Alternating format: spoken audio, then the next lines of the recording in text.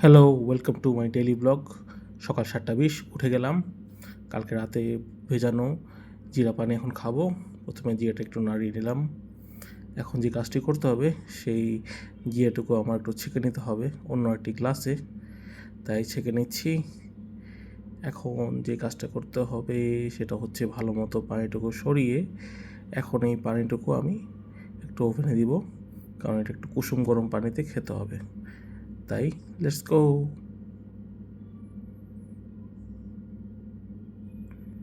এই যে এখন দিয়ে দিলাম আমি ওভেনে। এটা গরম হলে খেয়ে নিব, এবং এটা গরম থাকতে থাকতে আমি একটু রেডি হয়ে আসি। অফিসের জন্য বের হতে হবে। সকাল 8টা বাজে। এই তো অফিসের জন্য বের হয়ে গেলাম। চলো বাবা অফিসে। এই যে আজকের আবহাওয়াটা কি সুন্দর, মন চায় বাসায় বসে ঘুমাতে, কিন্তু না, অফিস যেতে হবে। চলো, ট্রাফিক সামলাও। 9টা বাজার 2 মিনিট আগে চলে এলাম অফিসে। ভাগ্যিস আজকে লেট করি নেই, চলে এলাম।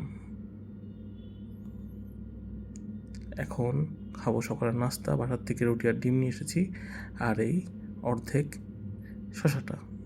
আর নাস্তা শেষে তো ব্ল্যাক কফি খেতেই হবে, আমার সবচেয়ে ফেভারিট। এই যে আমার সেই ব্ল্যাক কফি, আহা, ভালোই লাগে।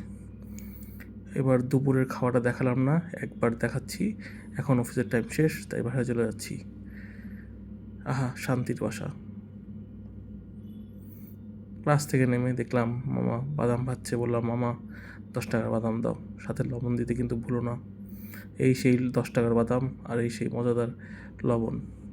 এটা খেতে আমার ভালোই লাগে। এখন বাজে রাত 8টা, আমি রাতের খাওয়াটা শেষ করে ফেলছি। এই যে লোটটায় ফ্রাই, ইলিশ মাছ দিয়ে ছড়া, আর পেঁয়াজ ভাজি, আর আমার ভাত। এই ছিল আজকে আমার ডেইলি ব্লগ। দেখা হচ্ছে কালকে। Tata, bye bye.